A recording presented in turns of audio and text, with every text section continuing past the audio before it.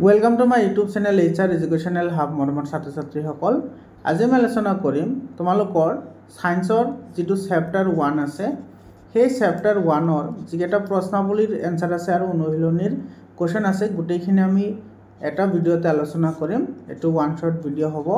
मरमर छात्र छात्री सकल तुम्हालोके क्लास 9 और 10 साइंस और मैथ्सर कारणे कोनो धৰণৰ टिउशन लব नालागे। तुम्हालोके 100% फ्री अफ कस्ट तुम्हालोके मोर चेनेलते गोटेइखिनि तुम्हालोके पाई जाबा। तुम्हालोकर कारणे चैप्टार वाइज MCQ साइंस और मैथ्स दुइटार कारणे क्लास 9 और 10 दुइटा बर्षर कारणे तुम्हालोके 100% फ्री अफ कस्ट मोर चेनेलते पढिब पारिबा। तुम्हालोके चेनेलটো सबस्क्राइब करा और तुम्हालोकर कारणे व्हाट्सएप ग्रुप बनवा होइसे तुम्हालोके व्हाट्सएप ग्रुपत जॉइन হৈ লোৱা। मरमर छात्र छात्री सकल तुम्हालोकर हाफ इयरली एग्जाমৰ कारणे जिकेटा चैप्टार লাগিব गोटेइकेटा चैप्टारर विषय आमी प्रथमते आलोचना करिम। तार पिছত हाफ इयरलिर पिছত जिखिनि तुम्हालोकर आछे गोटेइखिनि आमी एकेलगे आलोचना करिम। तार लगते प्रत्येकটো चैप्टारर चैप्टार वाइज MCQ तुम्हालोके पाइ जाबा। तुम्हालोके गमे पाइसा जे 45% तुम्हार MCQ आहिबो अर्थात 45 टा MCQ आहिबो और 45 मार्कर तुम्हार डिस्क्रिप्शन टाइप क्वेश्चन आहिबो। तो केनेকুৱা ধৰণৰ MCQ আহিব গোটেইখিনি আমি 100% কমন পাকৈ আলোচনা কৰিম। তাৰ লগতে আমি ম্যাথছৰখিনি আলোচনা কৰিম। মৰমৰ ছাত্ৰ ছাত্ৰীসকল আৰম্ভ কৰিছো আজিৰ ভিডিঅটো। তোমালোকে ভিডিঅটো শেষলৈকে চাবা। ভিডিঅটো ভাল লাগিলে কমেন্ট কৰিবা, শেয়াৰ কৰিবা আৰু হোৱাটছআপ গ্ৰুপত তোমালোকে জয়েন হোৱা সকলো ধৰণৰ ইম্পৰ্টেন্ট কোৱেশ্চনৰ এনসাৰ তোমালোকে হোৱাটছআপ গ্ৰুপতে পাই যাবা। মৰমৰ ছাত্ৰ ছাত্ৰীসকল তোমালোকে 9 আৰু 10 কাৰণে কোনো ধৰণৰ চিন্তা কৰিব নালাগে। 100% ফ্ৰী অফ কষ্ট তোমালোকে মোৰ চেনেলতে পাই যাবা। ইয়াতে চোৱা এটো হৈছে আমাৰ প্ৰথম অধ্যায়। ইয়াতে তোমাৰ আমাৰ চাৰিকাষৰ বস্তুবোৰ এই চেপ্টাৰটো আমি আজি এনসাৰ কেইটা আমি লিখিম।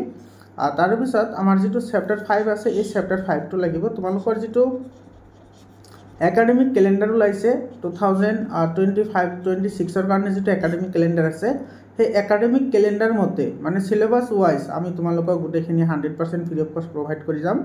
তোমালোকে ভালদৰে চাই থাকিবা। তো এক নম্বৰ চেপ্টাৰটোৰ যিকেইটা কোৱেশ্চন আছে ভিতৰৰ কোৱেশ্চন আৰু যিকেইটা অনুশীলনীৰ কোৱেশ্চন আছে গোটেইকেইটা আমি আলোচনা কৰিম। এতে চোৱা এতে এই চেপ্টাৰটো তোমালোকে আগতে ৰিডিং কৰি লবা। চেপ্টাৰটো ৰিডিং কৰা খুবেই গুৰুত্বপূৰ্ণ হয়। এতে চোৱা যেটো পেজ নাম্বাৰ 3 আছে ইয়াতে চোৱা এটো প্ৰশ্নাৱলী আছে। এই প্ৰশ্নাৱলীৰ প্ৰথম প্ৰশ্নটো কি কৈছে চোৱা তলৰ কোনবোৰ পদাৰ্থ হেতু এতে চোৱা তুমি প্ৰথমতে জানিব লাগিব যে পদাৰ্থ কি হয়। চোৱা পদাৰ্থ আমি সেইবোৰক কও যিবোৰৰ তোমাৰ কি আছে নিৰ্দিষ্ট আয়তন আছে, নিৰ্দিষ্ট কি আছে আয়তন আছে, নিৰ্দিষ্ট আয়তন আছে, নিৰ্দিষ্ট কি আছে ভৰ আছে, তাৰ পিছত তোমাৰ কি আছে আকাৰ আকৃতি আছে, সেইবোৰক আমি কি বুলি কও পদাৰ্থ বুলি কও। এতিয়া তোমাৰ ইয়াতে যিকেটা বস্তু আমাৰ দিয়া আছে সেই বস্তুকেটাৰ ভিতৰত কোনবোৰৰ ভৰ আছে আৰু কোনবোৰৰ আয়তন আছে সেইকেটা আমি ভালদৰে চাব লাগিব। তো আমি এটো ফাইন্ড আউট কৰিব পাৰিম। আমাৰ MCQ কিন্তু এনেকুৱা ধৰণৰ কোৱেশ্চন আহে। এতে সব প্ৰথমতে আছে আমাৰ কি চকী। তো তুমি এনসাৰটো লিখিবা কেনেকৈ এনসাৰ লিখিবা এনে ধৰণে। তো ইয়াতে এনেকৈ লিখিবা যে পদাৰ্থবোৰ হল প্ৰথমতে কি হ'ব এতে চকী কাৰণ চকীৰ তোমাৰ কি আছে নিৰ্দিষ্ট ভৰ আছে, আয়তন আছে, নিৰ্দিষ্ট আকাৰ আকৃতিও আছে। এতে বায়ু হৈছে বিভিন্ন গেছৰ সংমিশ্ৰণ। গতিকে তোমাৰ বায়ু কি হ'ব পদাৰ্থ হ'ব। তাৰ পিছত সব প্ৰেমটো পদাৰ্থ নহয় কাৰণ প্ৰেম এটা কি হয় অনুভূতি হয়।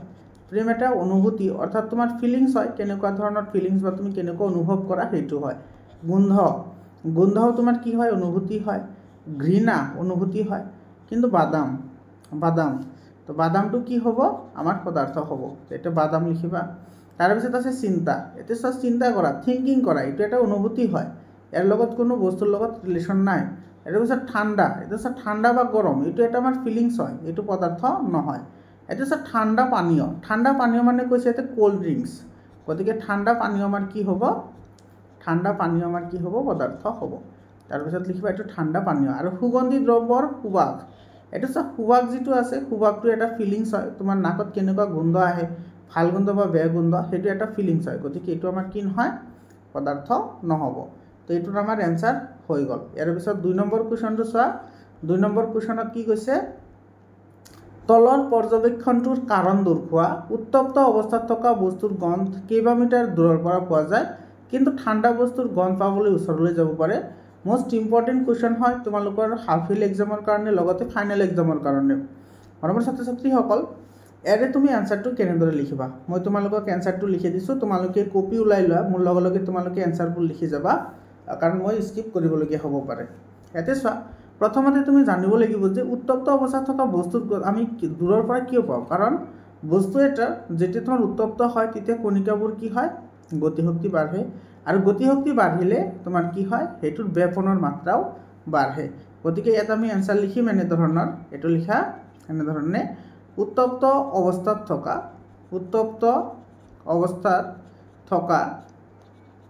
বস্তুৰ কণিকাবোৰৰ উত্তপ্ত অৱস্থাত থকা বস্তুৰ কণিকাবোৰৰ কি থাকে তোমাৰ গতিশক্তি বেছি থাকে এতে লিখা গতিশক্তি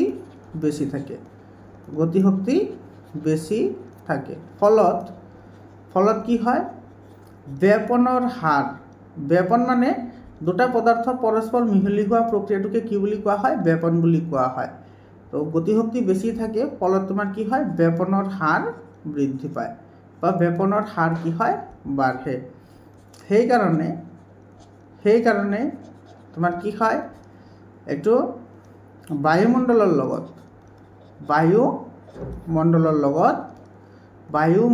লগত সোনকালে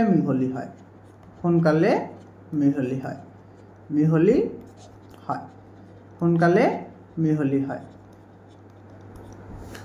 এটো হল তাৰ পিছত আনহাতে তোমাৰ এটো কৈছে ঠাণ্ডা বস্তু গতিকে তুমি ইয়াতে লিখিবা ঠাণ্ডা বস্তুৰ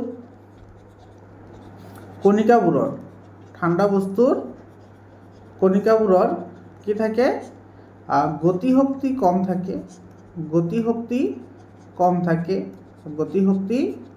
থাকে ফলত বেপনৰ হাৰো কম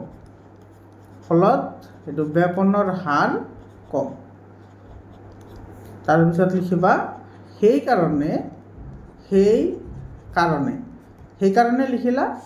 লিখাৰ পিছত তুমি প্ৰশ্নটো ইয়াৰ পৰা লিখি দিবা সেই কাৰণে উত্তপ্ত অৱস্থাত থকা বস্তুৰ গন্ধ কেইবামিটাৰ দূৰৰ পৰা পোৱা যায় কিন্তু ঠাণ্ডা বস্তুৰ গন্ধ পাবলৈ ওচৰলৈ যাব লাগে তো এইখিনি লিখি দিবা এইটো তোমাৰ এনসাৰ হৈ যাব 2 মাৰ্কৰ কাৰণে এনেকুৱা ধৰণৰ কোৱেশ্চন তোমালোকৰ পৰীক্ষাত আহিব পাৰে ইয়াৰ পিছত আমাৰ 3 নম্বৰ কোৱেশ্চনটো চোৱা 3 নম্বৰ কোৱেশ্চনত কি কৈছে এটো কৈছে এজন ডুবাৰুৱে সাঁতোৰাৰ সময়ত পুখুৰীৰ পানী ফালি সোমাই যাব পাৰে পদাৰ্থৰ কি ধৰ্মৰ ভিত্তিত এইটো সম্ভৱ হয় এতে চোৱা এতে তোমাৰ ধৰ্মৰ কথা খুদিছে তো কোনটো ধৰ্মৰ কাৰণে পদাৰ্থ এটা বা তোমাৰ পুখুৰীৰ পানী আমি কি কৰিব পাৰো ফালি সোমাই যাব পাৰো কিহৰ কাৰণে এটো আমি এই কাৰণে যাব পাৰো মই এটা এনসাৰ লিখি দিম আমি এই কাৰণে সোমাই যাব পাৰো কাৰণ যিবোৰ জুলীয়া পদাৰ্থ থাকে সেই জুলীয়া পদাৰ্থবোৰৰ কণিকাবোৰৰ মাজত যেটো আকৰ্ষণ বল আছে সেই আকৰ্ষণ বলটো তোমাৰ কি হয় বহুত কম থাকে আৰু যেহেতু তোমাৰ আকৰ্ষণ বল কম থাকে সেই কাৰণে এটো ডুবাৰু এজনে কি কৰিব পাৰে অতি সহজতে কি কৰিব পাৰে হেহতে পানী ফালি সোমাই যাব পাৰে তো ইয়াৰে তুমি আনসাৰটো এনেদৰে লিখিবা ইয়াৰে আনসাৰ লিখিবা এটো চোৱা এতে লিখিবা এনেদৰে পানীৰ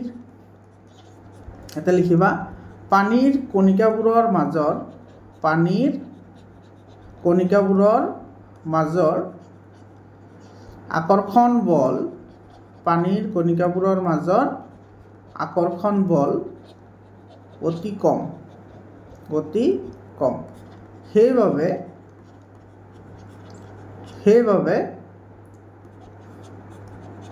এটা পানীত ডুবাৰু এজনে সহজে পানী ফালি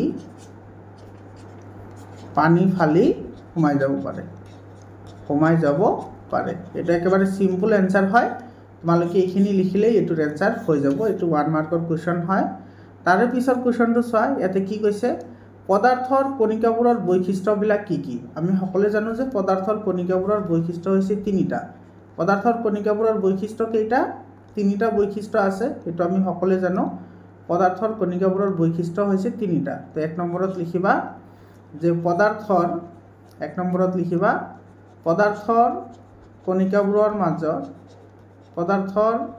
কণিকাবোৰৰ মাজত আকৰ্ষণ বল থাকে এটো এটা আকৰ্ষণ বল থাকে। সকলো পদাৰ্থৰ কণিকাবোৰৰ মাজত কি থাকে? আকৰ্ষণ বল থাকে। 2 নম্বৰত লিখিবা পদাৰ্থৰ কণিকাৰ মাজত কি থাকে? ফাঁক থাকে। ফাঁক মানে তোমাৰ কি থাকে? ডিফাৰেন্স থাকে অৰ্থাৎ ডিস্টেন্স থাকে। 3 নম্বৰত লিখিবা পদাৰ্থৰ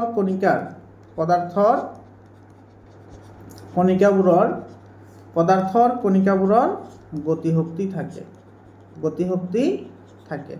এতিয়া গতিশক্তি থাকে মানে কি? পদাৰ্থৰ কণিকাবোৰ অনবৰতে গতি কৰি থাকে। তুমি এনেদৰে লিখিলেও এনসাৰটো হৈ যাব।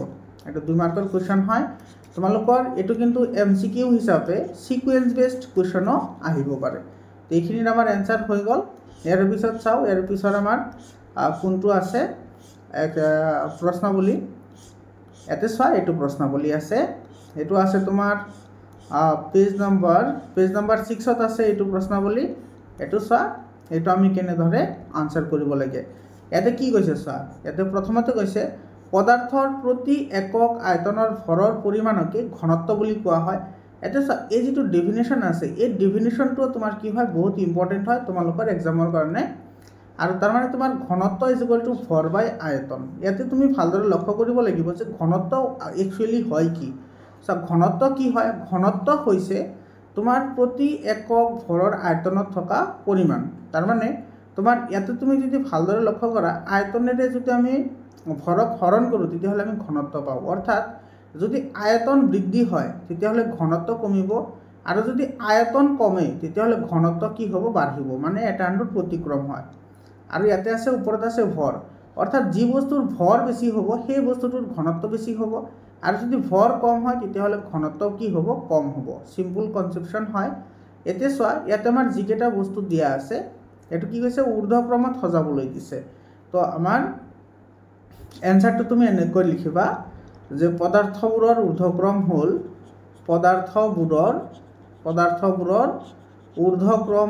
ঊৰ্ধ্বক্ৰম মানে কমৰ পৰা বেছিলৈকে। ঠিক আছে? ঊৰ্ধ্বক্ৰম মানে কমৰ পৰা বেছিলৈকে।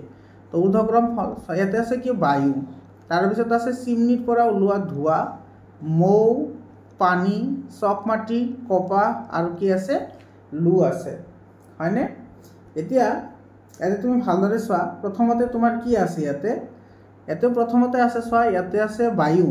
ইয়াতে তুমি এটা কথা লক্ষ্য কৰিবা, যিটো আমাৰ চিমনিৰ পৰা ওলোৱা যিটো ধোঁৱা আছে, চিমনিৰ পৰা ওলোৱা ধোঁৱা, সেইবোৰ যেতিয়া তোমাৰ বায়ুত আহিলে সেইটো তলফালে যায় নে ওপৰফালে যায়?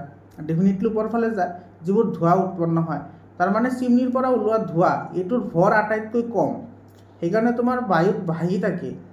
তাৰমানে ভৰ যদি কম হয় তেতিয়াহ'লে ঘনত্ব কি হ'ব? আটাইতকৈ কম হ'ব। তো সৰ্বপ্ৰথম তোমাৰ কি আহিব? ইয়াতে আহিব চিমনিৰ পৰা ওলোৱা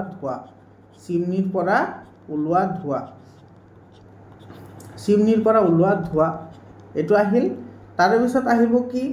তাৰপিছত আহিব তোমাৰ বায়ু। তাৰপিছত হ'ব কি? বায়ু। তাৰপিছত কি হ'ব? বায়ুৰ পিছত কি হ'ব? ইয়াতে চোৱা, কপাহ আছে। তো এইটো হ'ব কি? কপাহ, কাৰণ কপাহৰ ভৰ কম হয়। তাৰপিছত কি হ'ব? পানী। এতিয়া চোৱা, পানীৰ পিছত কি হ'ব? পানীৰ পিছত হ'ব কি? তোমাৰ মৌ, কাৰণ মৌ তোমাৰ পানীতকৈ কি হয়? বেছি গধুৰ হয়। তো সেইটো পানীৰ পিছত আহিব। তাৰপিছত আছে চক মাটি। তাৰপিছত তোমাৰ এইটো আছে চক মাটি, এইটো হ'ব তোমাৰ চক মাটি। আৰু একেবাৰে শেষত আহিব কি? লু। অৰ্থাৎ লুৰ ঘনত্ব আটাইতকৈ বেছি। তাৰপিছত চক মাটি, তাৰপিছত মৌ, পানী, কপাহ, বায়ু, আৰু চিমনিৰ পৰা ওলোৱা ধোঁৱা। এইটোৰ এনসাৰ আমাৰ হৈ গ'ল। ইয়াৰ পিছত চোৱা, 2 নম্বৰ কুৱেশ্যনটো চোৱা। 2 নম্বৰ কুৱেশ্যনত কি কৈছে? পদাৰ্থৰ বিভিন্ন অৱস্থাৰ বৈশিষ্ট্যবোৰ পাৰ্থক্য দেখুৱাই এখন তালিকা প্ৰস্তুত কৰা। প্ৰথম ছাত্ৰ ছাত্ৰীসকল, এইটোৰ এনসাৰ তুমি কেনেদৰে লিখিবা মই তোমালোকক বুজাই দি আছোঁ। তোমালোকে প্ৰথমতে এনেকৈ এখন তালিকা বনাবা। সেই তালিকা বনাই তুমি ইয়াতে 3টা ভাগ কৰিবা। এইটো 3টা, এনেকৈ 3টা ভাগ কৰিবা। 3টা ভাগ কৰাৰ পিছত ইয়াতে এনেকৈ আঁচটা নিবা। তো আমি জানো যে পদাৰ্থৰ অৱস্থা হৈছে 3টা। এটা হৈছে কি? গোটা,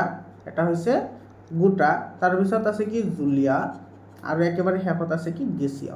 তো তুমি 3টা এনেকৈ লিখিলা। লিখাৰ পিছত তুমি ইয়াতে সেইবোৰৰ যিটো গোটা পদাৰ্থৰ যিবোৰ বৈশিষ্ট্য আছে সেই বৈশিষ্ট্যবোৰ তুমি ইয়াতে লিখিবা এনেকৈ নাম্বাৰিং কৰি। তাৰপিছত জুলীয়া পদাৰ্থৰ যিবোৰ বৈশিষ্ট্য আছে সেইবোৰ ইয়াতে লিখিবা এনেকৈ নাম্বাৰিং কৰি। তাৰপিছত তোমাৰ গেছীয় পদাৰ্থৰ যিবোৰ তোমাৰ বৈশিষ্ট্য আছে সেইবোৰ লিখিবা ইয়াতে এনেকৈ নাম্বাৰিং কৰি। তো তোমালোকে এইখিনি লিখিলে এনসাৰ হৈ যাব। এইটো তোমাৰ যিটো তোমাৰ আছে সেইটো তোমাৰ অলপমান ডাঙৰ হ'ব। তো এইটো তুমি লিখিবা কেনেদৰে চাবা, মই লিখিয়ে দিওঁ তোমালোকক গোটেইখিনি। এটা প্ৰথমতে তুমি এনেকৈ এটা তালিকা বনাই লোৱা। এনেকৈ তালিকা বনালা, এনেকৈ তালিকা বনাবা, বনাই লোৱা তোমালোকে। মোৰ লগে লগে তোমালোকে স্কেল ইউজ কৰিবা, ঠিক আছে। স্কেল ইউজ কৰা তোমালোকে। এনেকৈ ভাগ কৰিলা। প্ৰথমতে লিখা গোটা পদাৰ্থ মানে গোটা অৱস্থা, তাৰপিছত আছে জুলীয়া, এনেকৈ লিখা এইটো জুলীয়া, আৰু একেবাৰে শেষত লিখা গেছীয়। এইটোত পদাৰ্থৰ অৱস্থা তিনিটা। গেছীয় লিখিলা। প্ৰথমতে লিখা গোটা। গোটাত কি আছে, এইটো নিৰ্দিষ্ট আকাৰ আছে, নিৰ্দিষ্ট আকাৰ। তাৰপিছত কি আছে, আকৃতি আছে। তাৰপিছত কি আছে, আয়তন। নিৰ্দিষ্ট আকাৰ, আকৃতি, আয়তন, আৰু কি আছে, ভৰ আছে। এইটো লিখিলা। তাৰপিছত তোমাৰ জুলীয়া পদাৰ্থত লিখিবা, এইটো তোমাৰ নিৰ্দিষ্ট কি আছে, নিৰ্দিষ্ট আয়তন আছে। নিৰ্দিষ্ট কি আছে, আয়তন আৰু ভৰ আছে। আয়তন আৰু কি আছে, ভৰ আছে। কিন্তু কি নাই, নিৰ্দিষ্ট আকাৰ নাই। নিৰ্দিষ্ট আকাৰ নাই। নিৰ্দিষ্ট আকাৰ নাই। তাৰপিছত গেছীয় অৱস্থাত তুমি ইয়াতে লিখিবা, এইটো নিৰ্দিষ্ট আয়তন নাই। আয়তন নাই, এইটো লিখিলা। তাৰপিছত গোটা পদাৰ্থত তুমি 2 নম্বৰত লিখিবা, কণিকাৰ মাজৰ আকৰ্ষণ বল বহুত বেছি। কণিকাৰ আকৰ্ষণৰ বলৰ মান বহুত বেছি। ইয়াতে তুমি 2 নম্বৰত লিখিবা, এইটো কণিকাৰ মাজৰ আকৰ্ষণ বল। কণিকাৰ মাজৰ আকৰ্ষণ বল। মই যিহেতু কৈ আছোঁ তোমালোকে অলপমান কৰি ল'বা হেণ্ড ৰাইটিং লৈ। কণিকাৰ মাজৰ আকৰ্ষণ বল অলপ কম। আৰু এইফালে লিখিবা যে কণিকাৰ মাজৰ আকৰ্ষণ বল বহুত কম। কণিকাৰ মাজৰ আকৰ্ষণ বল বহুত কম। তোমালোকে কিন্তু এইখিনি লিখিব লাগিব, ঠিক আছে। কণিকাৰ মাজৰ আকৰ্ষণ বল বহুত বেছি, কণিকাৰ মাজৰ আকৰ্ষণ বল অলপ কম, আৰু কণিকাৰ মাজৰ আকৰ্ষণ বল বহুত কম। এইটো লিখিলা। তাৰপিছত 3 নম্বৰ লিখিবা, সংকোচনশীলতা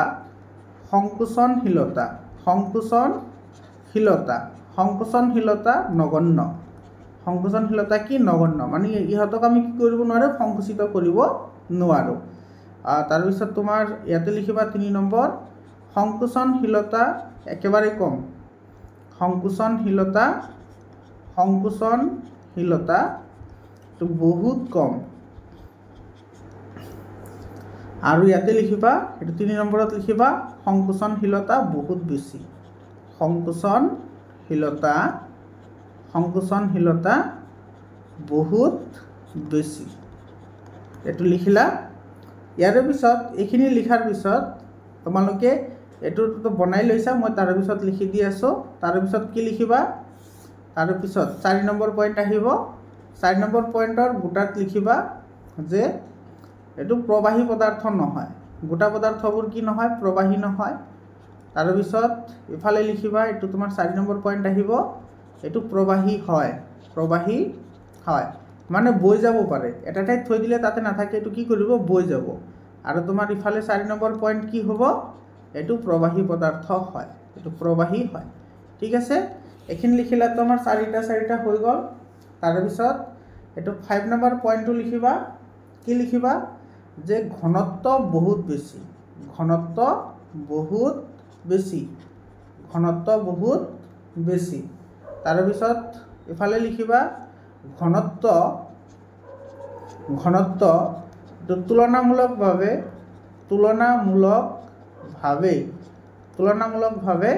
কম। আৰু ইফালে লিখিবা, এইটো তোমাৰ 5 নম্বৰ পইণ্ট আহিব। ইয়াতে লিখিবা যে ঘনত্ব বহুত কম। ঘনত্ব ইয়াৰে কি হয়, বহুত কম হয়, ঠিক আছে। তো আমি 5টা পইণ্ট লিখিলোঁ। তো 5টা পইণ্ট আমাৰ লিখিলেই এনসাৰ হৈ যাব। ইয়াৰ পিছত চোৱা বি নম্বৰত কি কৈছে তলত দিয়া বিলাকৰ ওপৰত মন্তব্য দিয়া অৰ্থাৎ এইকেইটা ডেফিনেশ্যন লিখিব লাগে তো ইয়াতে চোৱা প্ৰথমতে আছে তোমাৰ দৃঢ়তা বা ৰিজিডিটি তো আমি এনসাৰ লিখিম এনেধৰণৰ এটা এনেকৈ লিখিম প্ৰথমতে লিখা দৃঢ়তা এনেকৈ লিখি তোমালোকে এনেকৈ আণ্ডাৰলাইন কৰিবা এইটো দৃঢ়তা কি হয় এইটো চোৱা দৃঢ়তা হৈছে এনেকুৱা এটা প্ৰপাৰ্টি বা এনেকুৱা এটা ধৰ্ম যি ধৰ্মৰ ফলত তোমাৰ বাহ্যিক বল প্ৰয়োগ কৰাৰ ক্ষেত্ৰত নিজস্ব যেটা আকৃতি আছে সেইটো তোমাৰ কি কৰে অপৰিৱৰ্তিত ৰাখাৰ কাৰণে ট্ৰাই কৰে তো ইয়াতে লিখিবা এনেধৰণে যে বাহ্যিক বল প্ৰয়োগ কৰাৰ ক্ষেত্ৰত বাহ্যিক বল প্ৰয়োগ কৰাৰ ক্ষেত্ৰত পদাৰ্থৰ নিজা আকৃতি অটুট ৰখাৰ প্ৰৱণতা এইটো হৈছে আমাৰ দৃঢ়তা এইটো ঠিক আছে তাৰপিছত তুমি এটা লাইন লিখি দিব পাৰা যে কঠিন পদাৰ্থবোৰ দৃঢ় হয় কঠিন পদাৰ্থবোৰ কি হয় দৃঢ় আৰু কণিকাৰ মাজৰ আকৰ্ষণ বল বেছি কণিকাৰ মাজৰ আকৰ্ষণ বল বেছি তো তোমাৰ এইখিনি লিখিলে তোমাৰ যিটো দৃঢ়তা আছে সেইটো আমাৰ হৈ যাব ইয়াৰ পিছত আছে কি চোৱা সংকোচনশীলতা ইয়াৰ পিছত আছে আমাৰ সংকোচনশীলতা তো সংকোচনশীলতা আমি কেনেদৰে লিখিম ইয়াতে চোৱা এটা এনেকৈ লিখিবা সংকোচনশীলতা এনেকৈ লিখি এনেকৈ আণ্ডাৰলাইন কৰিবা তো সংকোচনশীলতা কি সংকোচনশীলতা এইটো চোৱা যাৰ বাবে মানে সংকোচনশীলতাৰ বাবে কি হয় ইয়াৰ ওপৰত মানে পদাৰ্থৰ ওপৰত ঠিক আছে ইয়াৰ ওপৰত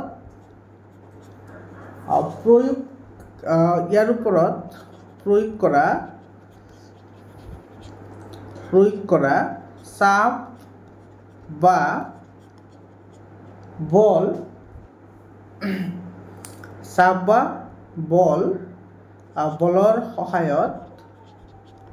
বলৰ সহায়ত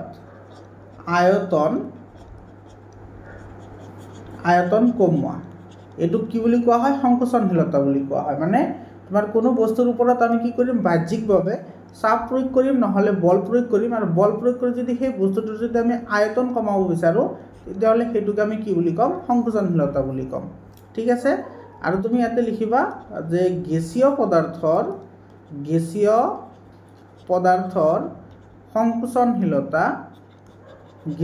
পদাৰ্থৰ সংকোচনশীলতা বহুত বেছি আৰু লিখি দিব পাৰা যে কঠিন পদাৰ্থৰ সংকোচনশীলতা বহুত কম ইয়াৰ পিছত চোৱা আছে আমাৰ প্ৰবাহিতা তো প্ৰবাহিতা তুমি কি লিখিবা প্ৰবাহিতা মানে কি কোনো বস্তু তোমাৰ বৈ যোৱাৰ যিটো প্ৰৱণতা ঠিক আছে এতে লিখিবা যে জুলীয়া বস্তু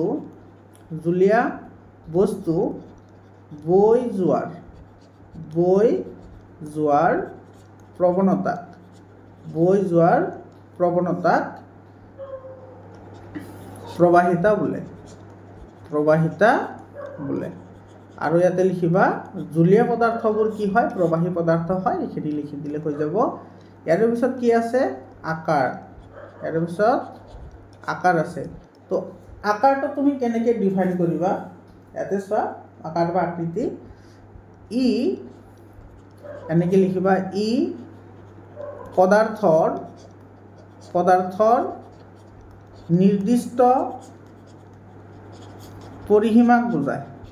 নিৰ্দিষ্ট পৰিসীমাক বুজায় এইটো লিখিলা তাৰপিছত চোৱা ইয়াতে লিখিবা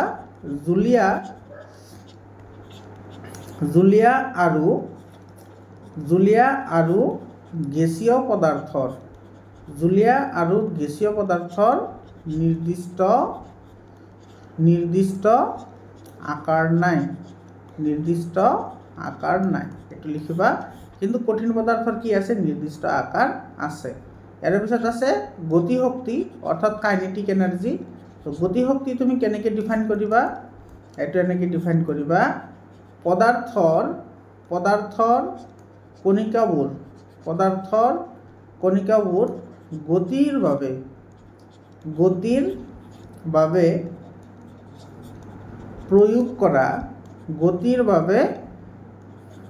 প্ৰয়োগ কৰা শক্তিকেই গতি শক্তি বোলে মানে কোনো এটা এটো চা পদাৰ্থৰ কণিকাবোৰৰ গতিৰ বাবে প্ৰয়োগ কৰা শক্তিকেই গতি শক্তি বুলি কোৱা হয় অৰ্থাৎ তোমাৰ কোনো পদাৰ্থৰ যিবোৰ কণিকা আছে সেই কণিকাবোৰ যদি গতি কৰিবলৈ যি শক্তি প্ৰয়োগ কৰা হ'ব হেতুকে আমি কি বুলি কম গতি শক্তি বুলি কম তাৰ পিছত আছে ঘনত্ব এটা সব ঘনত্ব কি হয় ইয়াতে আমাৰ ডেফিনেশনটো দিয়া আছে তুমি এইখিনি লিখিলে হৈ যাব ইয়াৰ পৰা এইখিনি লিখিলে তোমাৰ ঘনত্বৰ ওপৰত এইখিনি আমাৰ লিখিলে হৈ যাব ইয়াৰ পিছত চোৱা 3 নম্বৰ কোৱেশ্চনটো তোমাৰ কি কৈছে কাৰণ দৰ্শোৱা এতে দিছে কোনো এটা বন্ধ পাত্ৰত গেছ ৰাখিলে গেছৰ পাত্ৰটোৱে সকলো অংশ অধিকাৰ কৰে কিহৰ কাৰণে অধিকাৰ কৰে তো হেতুৰ তুমি ডিফাইন কৰিব লাগে তো এটো তুমি কেনেদৰে ডিফাইন কৰিবা মই তোমালোকক ইয়াতে লিখি দিছো আনসাৰখিনি ইয়াতে কালাৰ কৰি লও কালাৰ কৰি ললে অলপমান সুবিধাজনক হয় ঠিক আছে ৰবা আমাৰ লাগে এটোৰ আনসাৰ না এটো অলপমান ওপৰত উঠাই লও এটো এই নম্বৰটোৰ আনসাৰ লাগে আমি এইখিনি এনেকৈ কালাৰ কৰি লও কালাৰ কৰি ললে তোমালোকে বুজাত সুবিধা হ'ব তোমালোকে মোৰ লগে আনসাৰবোৰ লিখি যাবা আৰু ভিডিওটো কেনেকুৱা লাগিছে তোমালোকে কমেন্ট কৰি জনাবা আৰু তোমালোকৰ কোনটো চেপ্টাৰৰ তোমালোকৰ আনসাৰ লাগে তোমালোকে ডে বাই ডে কমেন্ট কৰি জনাই যাবা মই তোমালোকক সেইখিনি 100% হেল্প কৰিম তোমালোকে 9 10 ৰ কাৰণে সায়েন্স আৰু ম্যাথছত কোনো ধৰণৰ টিউশন ল'ব নালাগে তোমালোকে 100% ফ্ৰী অফ কষ্ট 100% কমন কৰাকৈ গুটেখিনি তোমালোকে মোৰ চেনেলতে পাই যাবা গতিকে তুমি টিউশন লোৱাৰ কোনো দৰকাৰ নাই ইয়াৰে তুমি এনসাৰটো কেনেদৰে লিখিবা সো এনসাৰ লিখিবা এনেদৰে লিখিবা কাৰণ বুলি লিখি এনেদৰে লিখিবা গেছীয়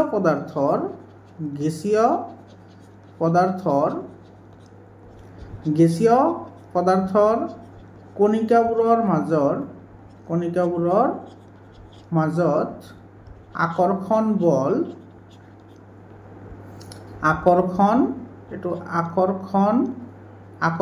বল অতি কম গেছীয় পদাৰ্থৰ কণিকাবোৰৰ মাজত আকৰ্ষণ বল অতি কম হেয়ে গেছৰ কণিকাবোৰৰ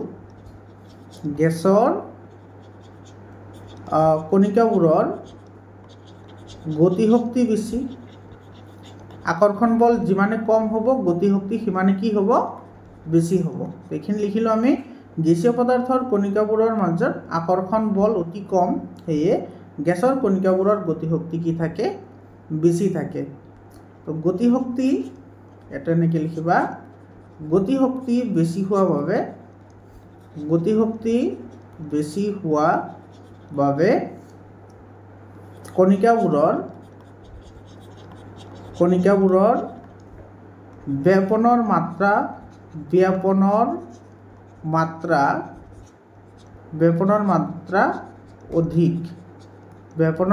অধিক অৰ্থাৎ তোমাৰ কণিকাবোৰ তোমাৰ গতি শক্তি যেহেতু বেছি হয় সেই কাৰণে ইহঁতে কি কৰিব পাৰে যেনে তেনে ঘূৰি ফুৰিব পাৰে ঠিক আছে গতি শক্তি অধিক সেই কাৰণে তাৰ পিছত লিখিবা সেই কাৰণে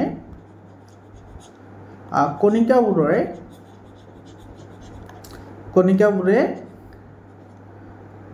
ইয়াতে তোমাৰ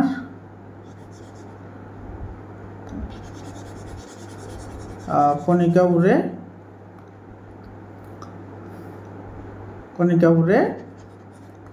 এটো যাদৃচ্ছিকভাৱে গতি কৰি থাকে আৰু ধাৰক পাত্ৰ মানে যিটো পাত্ৰত ৰখা হয় হেতুক ধাৰক পাত্ৰ বুলি কোৱা হয় থাকে আৰু ধাৰক ধাৰক পাত্ৰৰ সকলো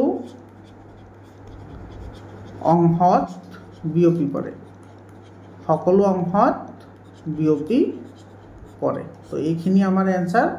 তো তুমি এইখিনি লিখিলে আমাৰ এনসাৰ হৈ যাব। ইয়াৰ পিছত চোৱা বি নম্বৰ কুৱেশ্যনটোত কি কৈছে, ধাৰক পাত্ৰৰ বেৰত গেছে চাপ দিয়ে, ধাৰক পাত্ৰৰ বেৰত গেছে চাপ দিয়ে। তো তুমি এইটোৰ এনসাৰ কেনেকৈ লিখিবা, তুমি এ নম্বৰত যিখিনি লিখিলা, এ নম্বৰত যিমানখিনি লিখিলা সেইখিনি লিখিবা। সেইখিনি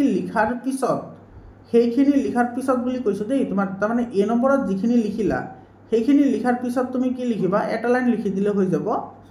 গেছৰ কণিকাবোৰে, তুমি এই লাইনটো লিখি দিবা, হৈ যাব। গেছৰ কণিকাবোৰে প্ৰতি একক ক্ষেত্ৰফলত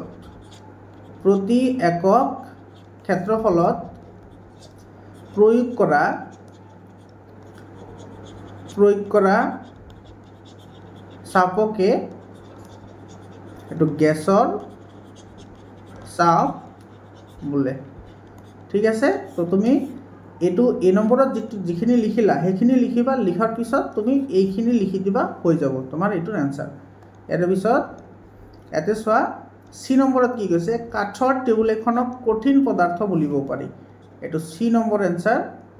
এইটো চি নম্বৰ এনসাৰ। তুমি কেনেকৈ লিখিবা, এইটো লিখিবা কাৰণ লিখি তুমি ডাইৰেক্ট এনসাৰ লিখিবা। ঠিক আছে। কাৰণ এইটো কাঠৰ টেবুলৰ নিৰ্দিষ্ট কি আছে, পৰিসীমা আছে, পৰিসীমা, আকাৰ, তাৰপিছত আকৃতি আছে। আৰু কাঠৰ টেবুলক সহজে সংকুচিত কৰিব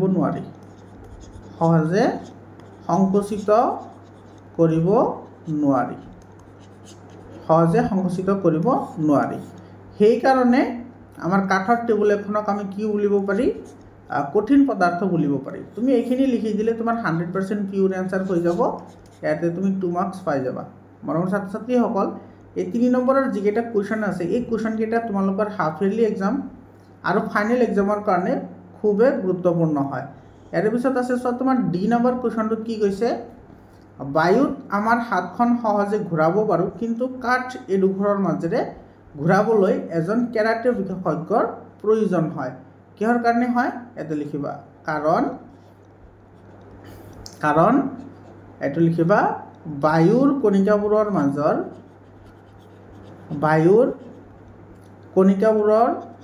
মাজৰ আকৰ্ষণ বল অতি কম। সেয়ে কণিকাবোৰৰ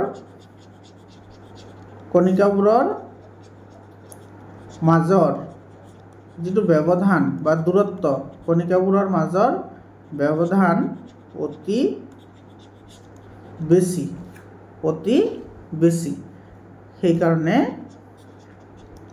সেয়ে আমি সহজে এইটো বায়ুৰ মাজেৰে হাত ঘূৰাব পাৰোঁ। এইখিনি লিখিলা। এইখিনি লিখাৰ পিছত পেৰাগ্ৰাফ চেঞ্জ কৰিবা।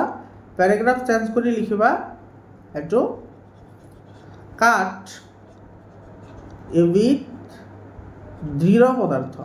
কাঠ এবিধ কি পদাৰ্থ, দৃঢ় পদাৰ্থ। তাৰপিছত লিখিবা যে ইহঁতৰ কণিকাৰ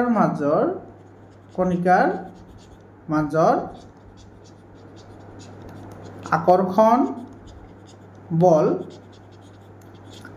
বহুত বেছি আৰু কণিকাৰ মাজৰ ব্যৱধান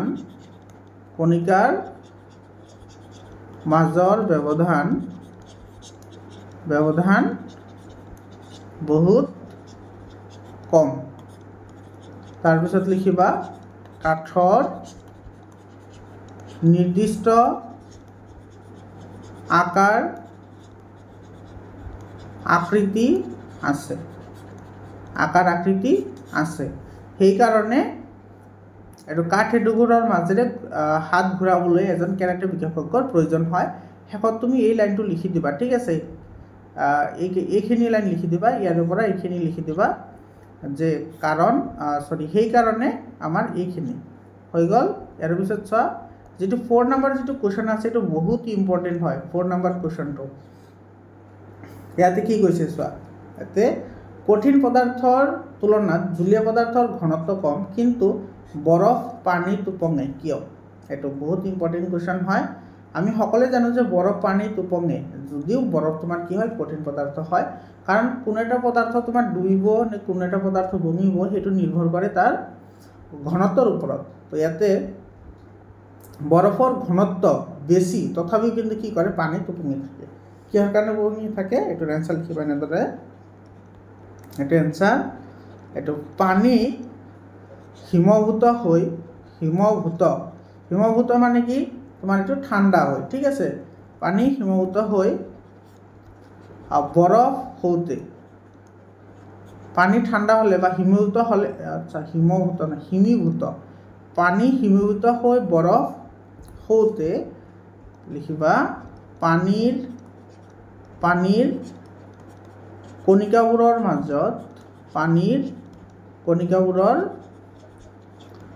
মাজত এটো ব্যৱধান থাকি যায়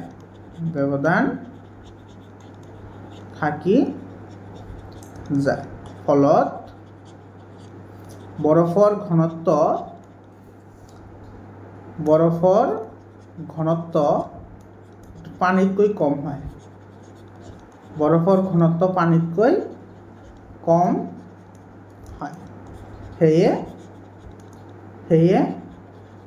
বৰফ পানীত উপঙে এইখিনি আনসাৰ চোৱা 2 মাৰ্কৰ কাৰণে কোৱেশ্চন হয় বহুত ইম্পৰ্টেন্ট হয় এইখিনি কোৱেশ্চন ঠিক আছে ইয়াৰ পিছত কোৱেশ্চনলৈ আহিছো আমি চোৱা ইয়াৰ পিছত কি আছে তোমালোকৰ কি ধৰণৰ এমসিকিউ আহিব পাৰে তোমালোকে চেপ্টাৰ ওয়াইজ এমসিকিউ বোৰ পাই যাবা এইবোৰ ডায়াগ্ৰাম বহুত ইম্পৰ্টেন্ট হয় এইবোৰ ডায়াগ্ৰাম পৰীক্ষাত আহে তাৰ পিছত তোমাৰ এই তলত যিখিনি আছে এইখিনি কথা বহুত ইম্পৰ্টেন্ট হয় ইয়াৰ ওপৰতে এমসিকিউ আহে ইয়াৰ পিছত চোৱা এই প্ৰশ্নৱলী চোৱা ইয়াতে কি কৈছে তলত দিয়া উষ্ণতাবোৰ সেলসিয়াছ স্কেলত প্ৰকাশ কৰা মনৰ ছাত্ৰ-ছাত্ৰী সকল তোমালোকে ইয়াতে এটা ফৰ্মুলা তোমালোকে মনত ৰাখিব লাগিব যদি আমি সেলসিয়াছ স্কেলৰ পৰা যদি আমি কেলভিনত নিবলৈ যাও কোৰ পৰা সেলসিয়াছৰ পৰা কেলভিনত নিবলৈ হলে আমি কি কৰিম 273 প্লাস কৰিম আৰু যদি কেলভিনৰ পৰা যদি আমি সেলসিয়াছত নিব লাগে তেতিয়া হলে আমি কি কৰিম 273 মাইনাস কৰিম মনত থাকিব সেলসিয়াছৰ পৰা কেলভিনত নিবলৈ হলে আমি কি কৰিম 273 প্লাস কৰিম আৰু কেলভিনৰ পৰা যদি আমি সেলসিয়াছত নিবলৈ যাও তেতিয়া হলে আমি 273 কি কৰিম মাইনাস কৰিম ঠিক আছে তো ইয়াতে সোয়া তোমাৰ ইয়াতে কি আছে 300 কেলভিন এটো আনসাৰ লিখিবা এনে ধৰণৰ এটো এ নম্বৰ এটা আছে 300 কি আছে কেলভিন আছে 300 কেলভিন এটো 300 কেলভিন আছে ইয়াতে লিখিবা এটো এনে ধৰে 300 মাইনাস এতে কেলভিনৰ পৰা আমি সেলসিয়াছত নিব লাগে তো কি কৰিব লাগিব মাইনাস কৰিব লাগিব 273 এটো লিখি ব্ৰেকেট দি ইয়াতে লিখিবা সেলসিয়াছ ঠিক আছে এতে এইখিনি মাইনাস কৰা 10 ৰ পৰা 3 গলে থাকিল তোমাৰ 7 এতে হল 9 9 ৰ পৰা যদি 7 যায় 9 ৰ পৰা 7 গলে থাকে তোমাৰ 2 এটো হ'ব তোমাৰ 27 ডিগ্ৰী সেলসিয়াছ 27 ডিগ্ৰী সেলসিয়াছ বুজি পাইছানে ইয়াৰ পিছত আছে বি নাম্বাৰ 2 তো বি নাম্বাৰ 2 কি হ'ব এটো কিন্তু তোমাৰ 99% গ্যাৰান্টি এই কোৱেশ্চনটো আহিব তোমালোকৰ পৰীক্ষাত এটো যেটো কনভাৰ্জন আছে হেতুৰ ওপৰত কনভাৰ্জনৰ ওপৰত কোৱেশ্চন আহিব এটো আছে তোমাৰ বি নম্বৰত আছে কি 573 কেলভিন এটো কি লিখিবা 573 মাইনাস 273 আৰু এফালে আহিব কি সেলসিয়াছ এতে 3 ৰ পৰা 3 গলে থাকিল 0 7 ৰ পৰা 7 গলে থাকিল 0 আৰু 5 ৰ পৰা 2 গ'লে 5 ৰ পৰা 2 গ'লে কিমান থাকিব 3 এইটো হ'ব তোমাৰ 300 সেলসিয়াস 300 ডিগ্ৰী সেলসিয়াস এটোৰ এনসাৰ হৈ গ'ল ইয়াৰ পিছত চোৱা ইয়াতে কি কৈছে 2 নম্বৰত কৈছে তলৰ উষ্ণতাবিলাক পানীৰ ভৌতিক অৱস্থা কি হ'ব ইয়াতে পানীৰ ভৌতিক অৱস্থা সুধিছে এটা আছে তোমাৰ 250 এই নম্বৰত আছে 250 ডিগ্ৰী সেলসিয়াস ইয়াতে চোৱা আমি সকলোৱে জানো যে পানীত যেতিয়া 100 ডিগ্ৰী সেলসিয়াস তাপ দিয়া হয় তেতিয়া পানী তোমাৰ কি হয় বাষ্পীভূত হয় পানী কি হয় বাষ্পীভূত হয় আৰু যেতিয়া আমি 250 ডিগ্ৰী সেলসিয়াস যেতিয়া তাপ দিম তেতিয়া পানী তোমাৰ কি হ'ব পানী তোমাৰ কি হ'ব গেছীয় অৱস্থালৈ পৰিৱৰ্তন হ'ব এটো কি থাকিব গেছীয় অৱস্থা কি অৱস্থা থাকিব গেছীয় অৱস্থা থাকিব আৰু বি নম্বৰত আছে 100 ডিগ্ৰী সেলসিয়াস তো 100 ডিগ্ৰী সেলসিয়াস তোমাৰ পানী কি থাকিব এটো বাষ্পীভূত হ'ব এটো কি হ'ব বাষ্পীভূত অৱস্থা এটো আমাৰ এনসাৰ হৈ গ'ল ইয়াৰ পিছত 3 নম্বৰ কোৱেশ্চনটো বহুত ইম্পৰ্টেন্ট হয় 3 নম্বৰ কোৱেশ্চনটো বহুত ইম্পৰ্টেন্ট হয় এটো তোমাৰ হাফেলিৰ কাৰণে আৰু ফাইনেল এক্সামৰ কাৰণে দুটাৰ কাৰণে বহুত ইম্পৰ্টেন্ট হয় কোনো পদাৰ্থৰ ভৌতিক অৱস্থাৰ পৰিৱৰ্তনৰ সময়ছোৱাত উষ্ণতা স্থিৰ হৈ থাকে কিয় বহুত ইম্পৰ্টেন্ট কোৱেশ্চন হয় ঠিক আছে ইয়াৰে তুমি এনসাৰ লিখিবা এনে ধৰণে এনসাৰ এনেকৈ লিখিবা ঠিক আছে কেনেকৈ লিখিবা ইয়াতে চোৱা ভৌতিক অৱস্থাৰ কথা কৈছে তো তোমাৰ যেতিয়া কোনো গোটা পদাৰ্থ যেতিয়া তোমাৰ গলিবলৈ আৰম্ভ কৰে যিখিনি তাপ আমি প্ৰয়োগ কৰো সেই তাপখিনি কি হয় তোমাৰ পদাৰ্থৰ কণিকাবোৰৰ মাজৰ যিখিনি আকৰ্ষণ বল আছে সেই আকৰ্ষণ বল ভাঙাৰ কাৰণেহে কি কৰা হয় ব্যৱহাৰ কৰা হয় আৰু সেই কাৰণে তোমাৰ কি নহয় উষ্ণতাটো বৃদ্ধি নহয় অৰ্থাৎ উষ্ণতা কি থাকে স্থিৰ থাকে ঠিক আছে তো ইয়াতে লিখিবা কোনো ইয়াতে লিখিবা এনেদৰে কোনো পদাৰ্থৰ ভৌতিক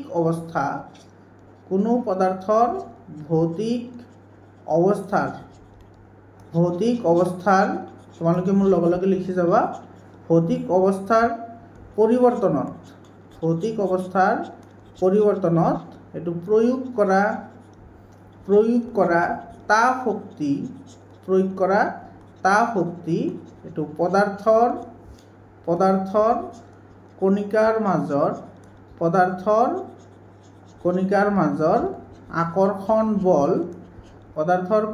মাজৰ আকৰ্ষণ বল ভাঙিবলৈ ইউজ কৰা হয় ভাঙিবলৈ ব্যৱহাৰ কৰা হয়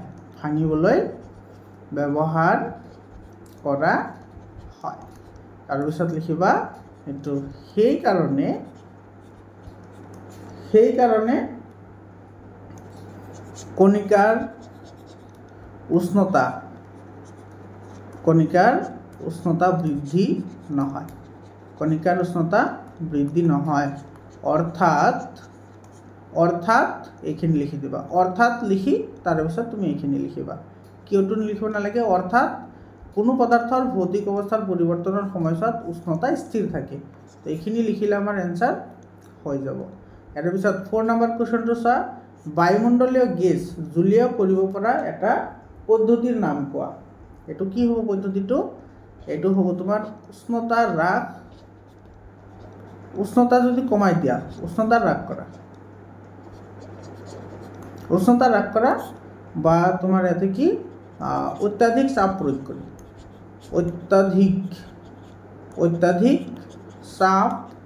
কৰি এই দুটা পদ্ধতিৰ সহায়ত আমি কি কৰিব পাৰো তোমাৰ গেছীয় পদাৰ্থ আমি এটা জুলীয় কৰিব পাৰো ঠিক আছে চাপ প্ৰয়োগ কৰি এটোৰ এনসাৰ আমাৰ হৈ গ'ল ইয়াৰ পিছত আমাৰ এইটো প্ৰশ্নাৱলী আছে ইয়াতে যিকেইটা প্ৰশ্নাৱলী আছে এই প্ৰশ্নাৱলী কেইটাও কিন্তু বহুত ইম্পৰ্টেন্ট হয় তোমালোকৰ এক্সামৰ কাৰণে কাৰণ ইয়াৰ পৰাও তোমাৰ পৰীক্ষাত কোৱেশ্চন আহাৰ বহুতে চান্স আছে তো ইয়াতে চোৱা আমাৰ 1 নম্বৰ প্ৰশ্নটোত কি কৈছে ইয়াতে কৈছে ডেজাৰ্ট কুলাৰ এটাই শুষ্ক গৰমৰ দিনত ভালকৈ ঠাণ্ডা কৰে কিয় এটো কোৱেশ্চন তো মই ইয়াতে এইখিনি মুছি দি মই তোমালোকক লিখি দি আছো তোমালোকে মোৰ লগে লগে লিখি যোৱা তোমালোকৰ কোনো ধৰণৰ টিউচন একো ল'ব নালাগে তোমালোকে 100% ফ্ৰী অফ কষ্ট গোটেইখিনি মোৰ চেনেলতে পাই যাবা আৰু এইটো চেপ্টাৰৰ তোমাৰ চেপ্টাৰ ওয়াইজ এমসিকিউ আছে MCQখিনি তোমালোকে পাই যাবা তোমালোকে ভিডিঅ'বোৰ ৰেগুলাৰলি চাই থাকিবা তোমালোকে গোটেইখিনি পাই যাবা ঠিক আছে এইটো চাও মই এইটো ই কৰি অলপমান কষ্ট হয় তথাপি তোমালোকৰ কাৰণে যাতে তোমালোকৰ আৰু বেলেগৰ টকা খৰচ কৰিব নালাগে টিউচন লৈ সেইকাৰণে এইখিনি কৰিব লগা হৈছে তোমালোকৰ সুবিধাৰ কাৰণে এইটো চোৱা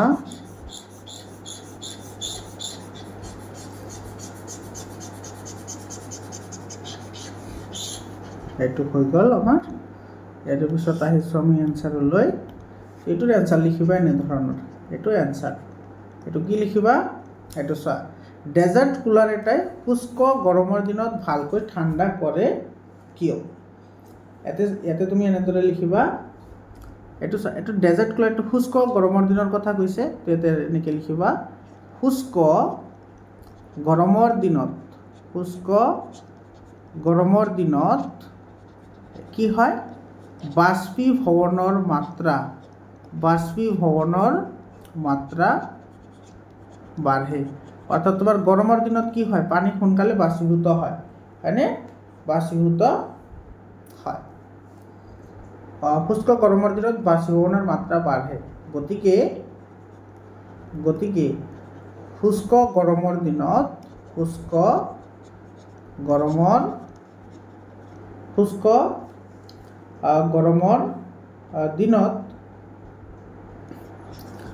উচ্চ ক্ষমতা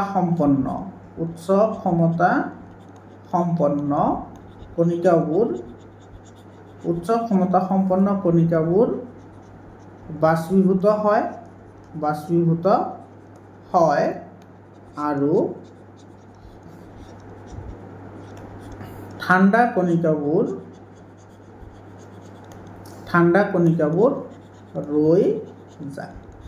কণিকাবোৰ ৰৈ যায় সেইকাৰণে ডেজাৰ্ট কুলাৰ এটাই শুষ্ক গৰমৰ দিনত ভালকৈ ঠাণ্ডা কৰে ঠিক আছে এইখিনি লিখিবা এইখিনি লিখাৰ পিছত তুমি এই লাইনটো লিখি দিবা তোমাৰ এনচাৰ হৈ যাব ইয়াৰ পিছত কোৱেশ্যনটো চোৱা এইটো গ্ৰীষ্মকালত মাটিৰ কলহৰ পানী এইটো ঠাণ্ডা হৈ থাকে কিয় বহুত ইম্পৰ্টেণ্ট কোৱেশ্যন হয় ঠিক আছে তো তুমি এইটোৰ এনচাৰ কেনেদৰে লিখিবা তোমালোকে চোৱা মই ইয়াতে লিখি দিছোঁ এইটোৰ এনচাৰ লিখিবা এনেধৰণে অলপমান বোল্ড কৰি লৈছোঁ এইটোৰ এনচাৰ এনেদৰে লিখিবা এনেকৈ লিখিবা যে মাটিৰ কলহত অসংখ্য সৰু সৰু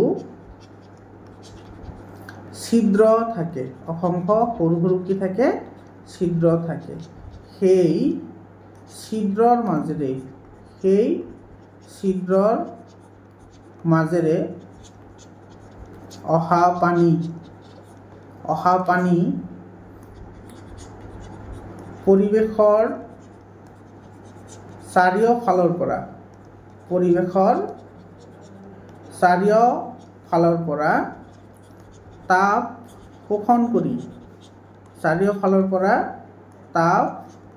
শোষণ কৰি কি হয় বাষ্পীভূত হয় ফলত এইটো লিখিবা ভিতৰৰ পানীৰ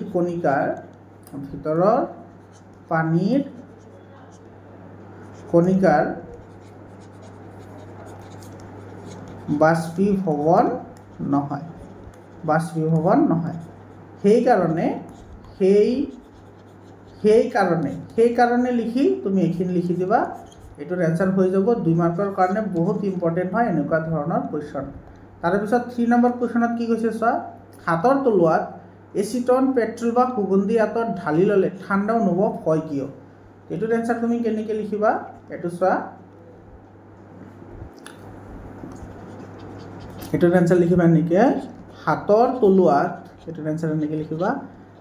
তলুৱাত এচিটন বা পেট্ৰল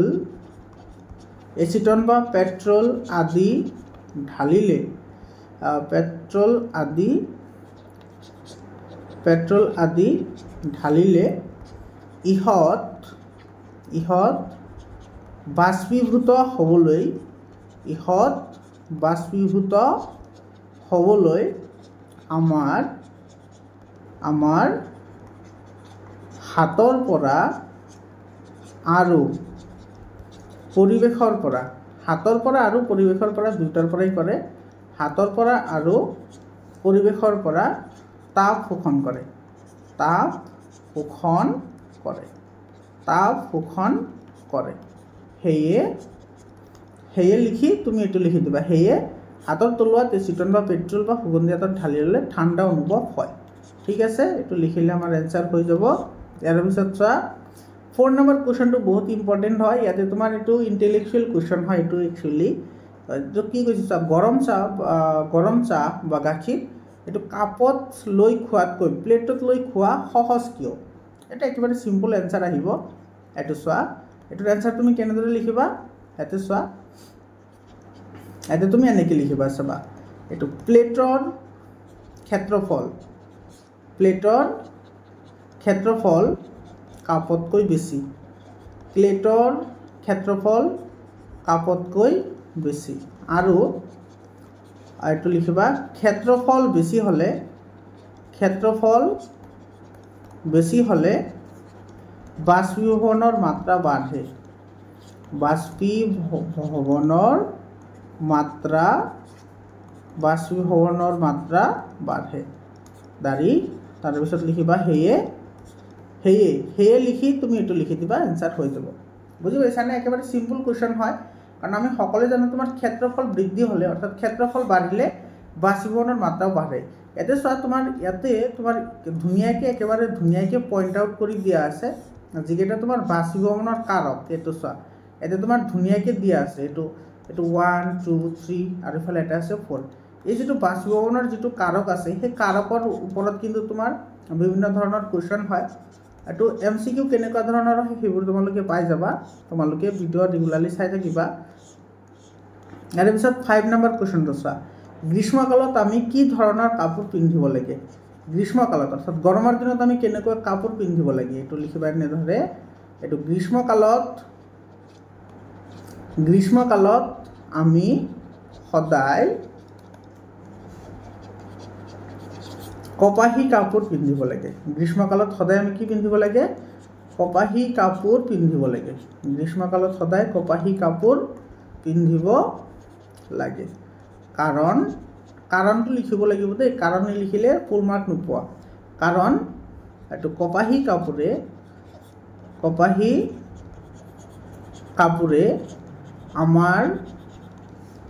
আমাৰ শৰীৰৰ পৰা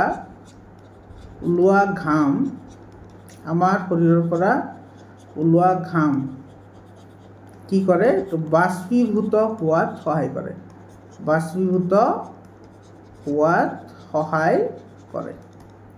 বাষ্পীভূত হোৱাত সহায় কৰে। সেয়ে আমাৰ গাটো ঠাণ্ডা থাকে, ঠাণ্ডা থাকে। তো এইটোত আমাৰ এনচাৰ হৈ গ'ল। চোৱা, একেবাৰে চিম্পল এনচাৰ হয়, 2 মাৰ্কৰ কাৰণে বহুত ইম্পৰ্টেণ্টো হয়।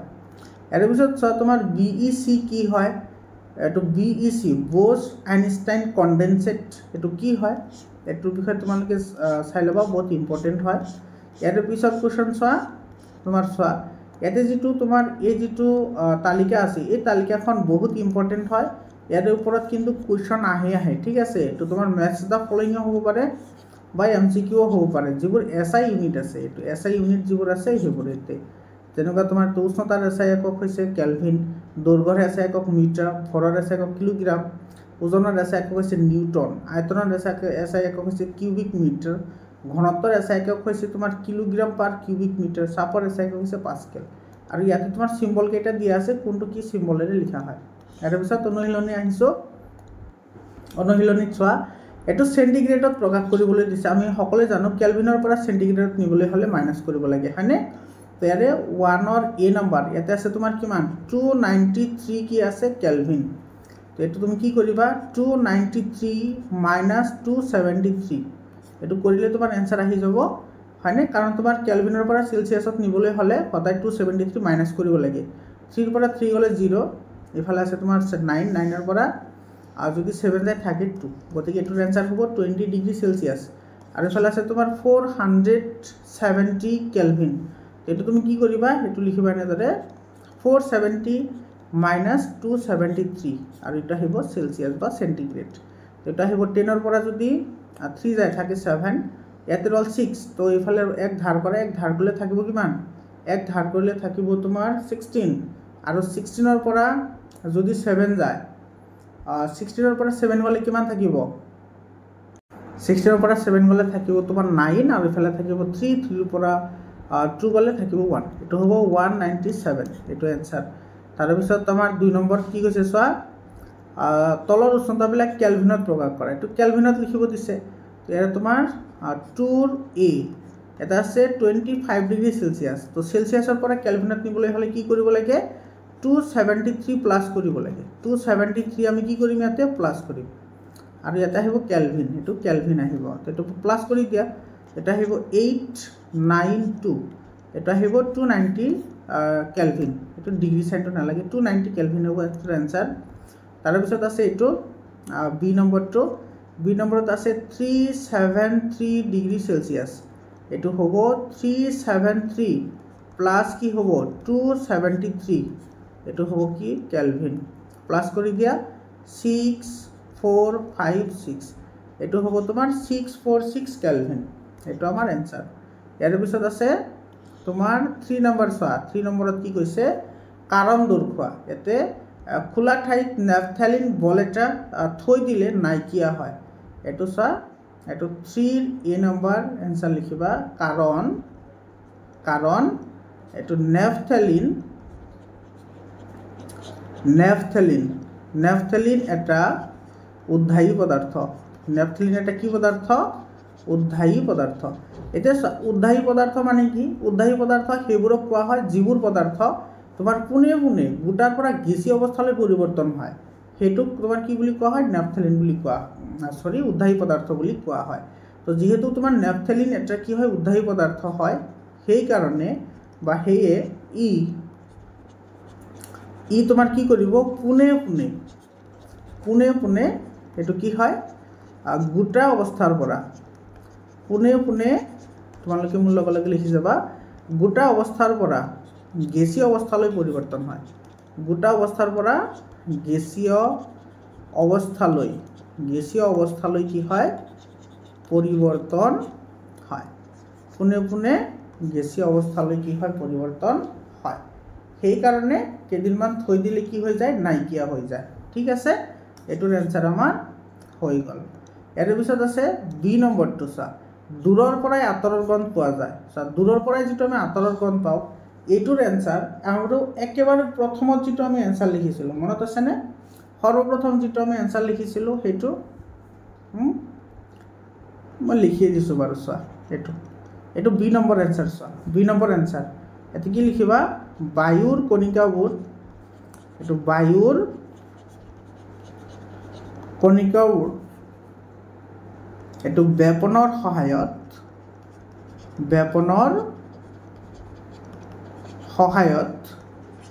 আঁতৰৰ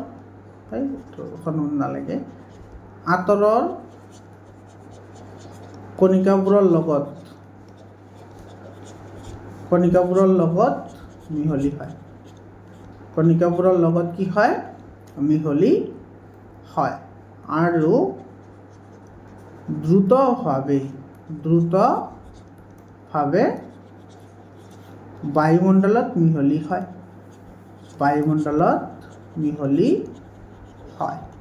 ফলত আমি এইটো দূৰৰ পৰাই গন্ধ পাওঁ, এইটো এনসাৰ। চোৱা একেবাৰে চিম্পল কুৱেশ্যন হয়। ইয়াৰ পিছত চোৱা তোমাৰ কি কৈছে, ইয়াৰ পিছত তোমাৰ কণিকাবোৰৰ মাজৰ আকৰ্ষণ বলৰ ঊৰ্ধ্বক্ৰমত সজোৱা, ঊৰ্ধ্বক্ৰমত কৈছে আকৰ্ষণ বল বহুত ইম্পৰ্টেণ্ট হয়, MCQৰ কাৰণে ইম্পৰ্টেণ্ট হয়। ঠিক আছে, এইটো তুমি কেনেকৈ লিখিবা, ইয়াতে চোৱা তোমাৰ আকৰ্ষণ বল বুলি কৈছে, আমি জানো যে গোটা পদাৰ্থ হ'লে, এইটো 4 নম্বৰ এনসাৰ, তো গোটা পদাৰ্থ হ'লে তোমাৰ কি হয়, আকৰ্ষণ বল বেছি হয়, জুলীয় পদাৰ্থ হ'লে আকৰ্ষণ বল কম হয়। তো তো ইয়াতে তোমাৰ ঊৰ্ধ্বক্ৰমত সজাবলৈ দিছে, মানে যিটোৰ কম সেইটো আগত আহিব, যিটোৰ বেছি সেইটো পিছত আহিব। ইয়াতে চব অক্সিজেন আছে, তো প্ৰথমত আহিব কি আমাৰ অক্সিজেন, প্ৰথমতে আহিব অক্সিজেন, তাৰে পিছত আহিব কি পানী, তাৰে পিছত কি আহিব পানী, আৰু একেবাৰে শেষত আহিব কি চেনি, একেবাৰে শেষত কি আহিব চেনি। অৰ্থাৎ অক্সিজেনৰ একেবাৰে কম, তাৰপিছত আছে পানী, তাৰপিছত আছে চেনি।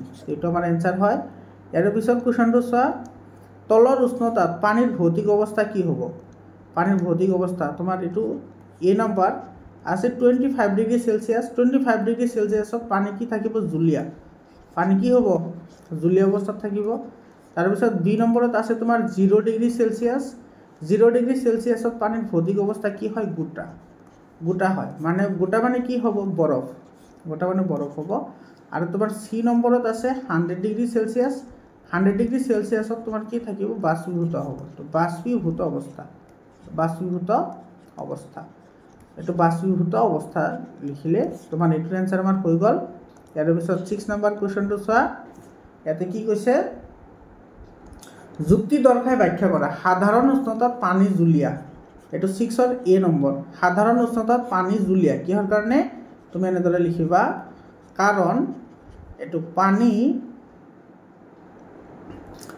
পানী প্ৰবাহী পদাৰ্থ, পানী প্ৰবাহী পদাৰ্থ, পানী প্ৰবাহী পদাৰ্থ, পানী কি পদাৰ্থ? প্ৰবাহী পদাৰ্থ। অৰ্থাৎ কি কৰিব পাৰে? বৈ যাব পাৰে। পানীৰ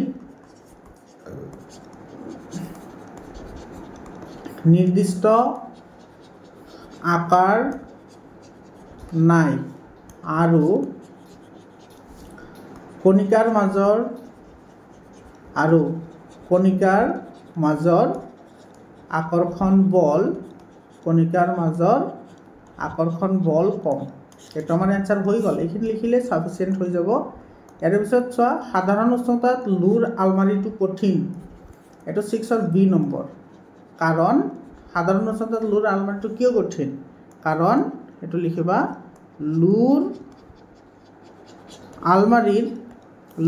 আলমাৰীৰ কি আছে? এইটো নিৰ্দিষ্ট আয়তন, তাৰপিছত তোমাৰ আকাৰ,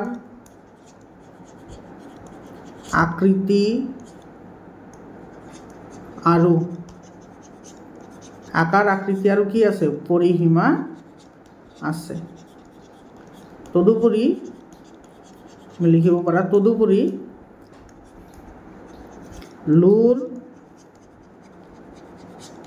আলমাৰী সহজে সংকুচিত নহয়। লুৰ আলমাৰী সহজে সংকুচিত নহয়।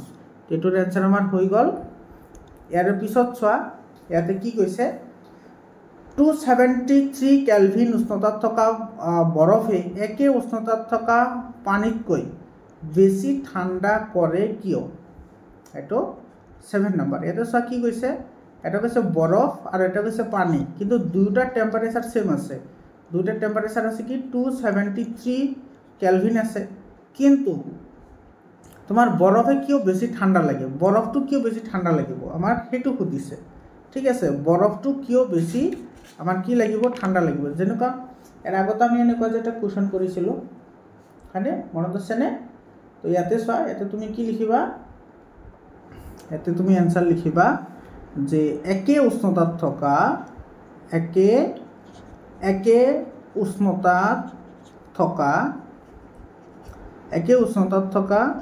পানীতকৈ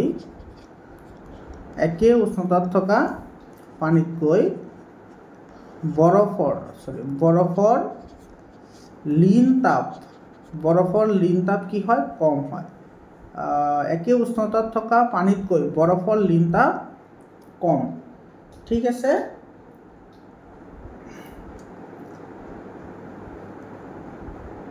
একে উষ্ণতাত থকা পানীতকৈ বৰফৰ লীন তাপ কম।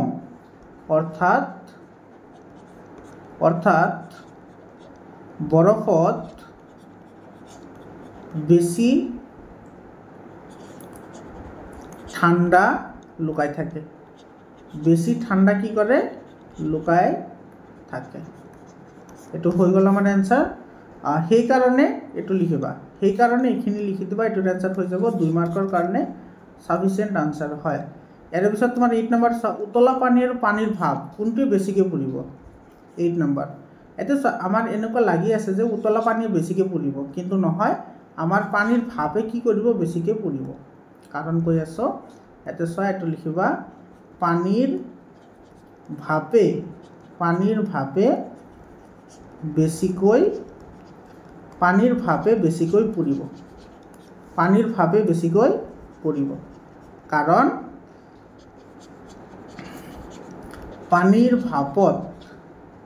পানীৰ ভাপত এটো অধিক পৰিমাণৰ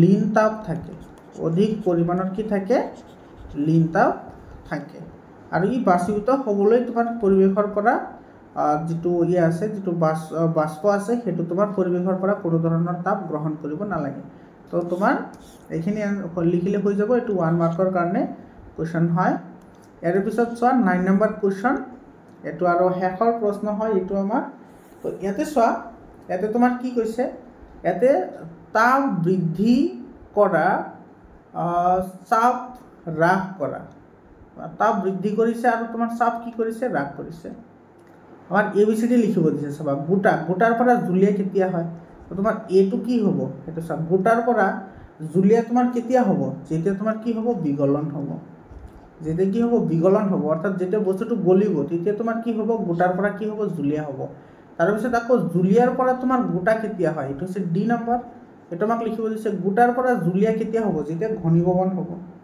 যেতিয়া তোমাৰ কি হ'ব আচ্ছা জুলিয়াৰ পৰা গোটা হলে তোমাৰ ঘনীভৱন নহয় এটো তোমাৰ স্ফটকীকৰণ বুলি কয় স্ফটকীকৰণ বা তুমি এটো লিখিব পাৰা গোটাকৰণো লিখিব পাৰা স্ফটকীকৰণ বা গোটাকৰণ লিখিব পাৰা তাৰ পিছত চোৱা তাৰ পিছত তোমাৰ কি কৈছে এতে গোটাৰ পৰা কোনে গেছ হৈছে এটো চাইটো গোটাৰ পৰা এনেকে ডাইৰেক্টলি গেছ আহিছে এটো হৈছে ই নম্বৰ তো গোটাৰ পৰা ডাইৰেক্টলি গেছ কেতিয়া হয় যেতিয়া তোমাৰ কি হয় ঊৰ্ধ্বপাতন হয় যেতিয়া কি হয় ঊৰ্ধ্বপাতন এটো হ'ব কি ঊৰ্ধ্বপাতন আৰু তোমাৰ গেছৰ পৰা কোনে তোমাৰ কি হয় গোটা হয় হেতু আমাৰ কিহেৰে লিখিছে এটো চা এটো গেছৰ পৰা কোনে গোটা লিখিছে এটো লিখিছে এফ তোমাৰ এফ টো কি হ'ব এটো ঊৰ্ধ্বপাতন হ'ব এফ টো কি হ'ব ঊৰ্ধ্বপাতন হ'ব এফ হ'ব ঊৰ্ধ্বপাতন তাৰ পিছত আছে এইখিনি চা জুলিয়াৰ পৰা গেছ কেতিয়া হয় এটো লিখিছে আমাৰ বি ৰে তো জুলিয়াৰ পৰা গেছ কেতিয়া হ'ব যেতিয়া বাষ্পীভৱন হ'ব এটো বি নম্বৰটো কি হ'ব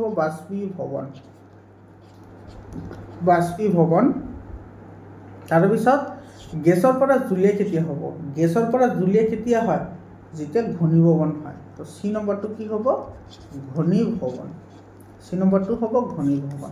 তো এটো আমাৰ এনসাৰ হৈ গল মৰমৰ ছাত্ৰ ছাত্ৰীসকল ভিডিওটো তোমালোকৰ কেনেকুৱা লাগিল তোমালোকে কমেন্ট কৰি জনাবা আৰু কোনটো চেপ্টাৰত তোমালোকৰ এনেকুৱা ধৰণৰ ওৱান শট ভিডিও লাগে তোমালোকে হেতু মোক জনাবা আৰু এই কোৱেশ্চনটো বহুত ইম্পৰ্টেন্ট হয় তোমালোকৰ যোৱা বছৰ যেটো ফাইনাল এক্সাম হৈ গল মানে 25ত এই ফাইনাল এক্সামত কিন্তু বহুত জিলাত এই কোৱেশ্চনটো আহিছে তো মৰমৰ ছাত্ৰ ছাত্ৰীসকল তোমালোকৰ সায়েন্স মেথছৰ কাৰণে কোনো ধৰণৰ কৰিব নালাগে কত টিউশন লব নালাগে 100% তোমালোকে মোৰ চেনেলতে পাই যাবা আৰু মোৰ পাৰ্সোনাল WhatsApp নম্বৰ লৈ লোৱা 7002824673 এটো মোৰ পাৰ্সোনাল WhatsApp নম্বৰ হয় তোমালোকৰ কোনো প্ৰশ্ন থাকিলে তোমালোকে ডাইৰেক্টলি মোক খুজিব পাৰিবা আৰু তোমালোকৰ কাৰণে WhatsApp গ্ৰুপ বনোৱা হৈছে তোমালোকে WhatsApp গ্ৰুপত জয়েন হৈ লোৱা তাতে তোমালোকে সকলো বস্তু পাই যাবা আৰু এটা ইনফৰমেশন তোমালোকে যদি কোনোবাই আজমল সুপাৰ 40 কাৰণে যদি প্ৰিপাৰেচন কৰিব বিচাৰিছা তেতিয়া হলে মোৰ চেনেলৰ থ্ৰুদি তোমালোকে প্ৰিপাৰেচন কৰিব পাৰিবা ম্যাক্সিমাম ষ্টুডেন্টে মোৰ চেনেলৰ থ্ৰুদি আজমল সুপাৰ 40